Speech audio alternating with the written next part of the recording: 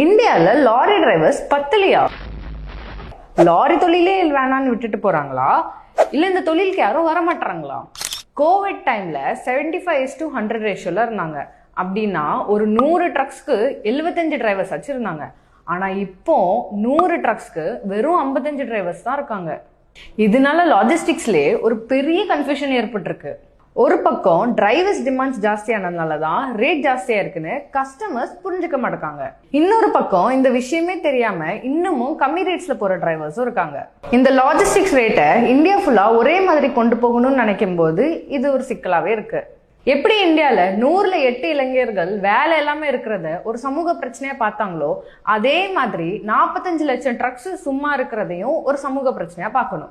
பால், காய்கறி, petrol, diesel, மஷினரிஸ், ஆட்டோமொபைல்ஸ்லாம் India ஃபுல்லா distribute ஆகுதுன்னா அதுக்கு காரணம் லாரி டிரைவர்ஸ் தான். அப்ப 100ல் 45 லாரி சும்மா இருக்கிறதுனால சப்ளை ஸ்பீட் குறையும். நிறைய இடத்துல டெலிவரி டிலே ஆகும், நிறைய இடத்துல டெலிவரியே நடக்காது. லாரி டிரைவர்ஸோட டிமாண்டை புரிஞ்சுக்க ஈஸியா ஒரு விஷயம் சொல்றேன். இப்போ ஒரு கவர்மெண்ட் பஸ்னே எடுத்துக்கோங்க. சென்னை டு கோயம்புத்தூர் போகுதுன்னா 8ல இருந்து 9 மணி நேரம் ஆகும். இப்போ போறது ஒரு டிரைவரா இருப்பாங்க, வரும்போது இன்னொரு டிரைவர் மாத்தி விட்டுருவாங்க. இப்படி பண்றதுனால 2 டிரைவர்ஸ்க்குமே ரெஸ்ட் கிடைக்கும், டிரான்ஸ்போர்டேஷனும் ஃப்ளோவா இருக்கும். இப்போ ஒரு பஸ்ஸுக்கே 2 பேர்னால தான் டிரான்ஸ்போர்டேஷன் ஃப்ளோவா இருக்கு. ஆனா இங்க 100ல் 45 வண்டி சும்மா நிக்குது. யாருக்குமே இப்படி வரக்கூடாது. இதோட ரீசனை 2 வகையா பிரிக்கலாம். ஒன்னு கவர்மெண்ட் சைடு, இன்னொன்னு கஸ்டமர் சைடு.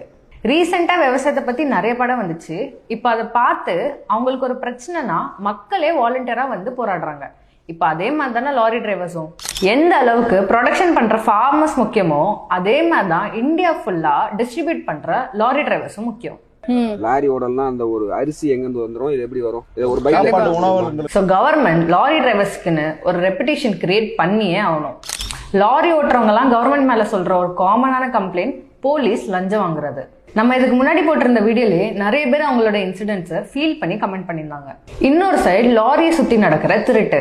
ஒரு சரியான ரெஸ்டிங் ஸ்பாட்ஸ் கூட இல்லாம லாரி டிரைவர்ஸ் எல்லாம் ரொம்பவே கஷ்டப்பட்டுட்டு இருக்காங்க. நம்ம அரை தூக்கத்துல இருந்தாலும் சரி, டயர்டா இருந்தாலும் சரி, டோல்கேட்ல வண்டி நிப்பாட்டே விட மாட்டாங்க. இப்ப கஸ்டமர் சைடு லோடிங்க்கும் அன்லோடிங்க்கும் நடுவுல எங்கேயாச்சும் வண்டி ஹால்ட் ஆகுதுன்னா அதுக்கான சார்ஜஸ் குடுக்கறதே இல்ல.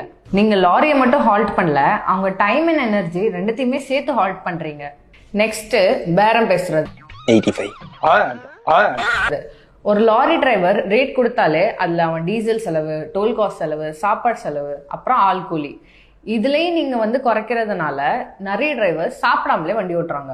மாஷா அல்லாஹ், டீ குடிச்சே உங்களை வளர்த்தாங்க. இதுக்கு ஒரு சொல்யூஷன் கொண்டு வந்தே ஆகணும். அப்பப்போ எஜுகேஷன், என்வாயரன்மெண்ட், ஈகோசிஸ்டம்க்கு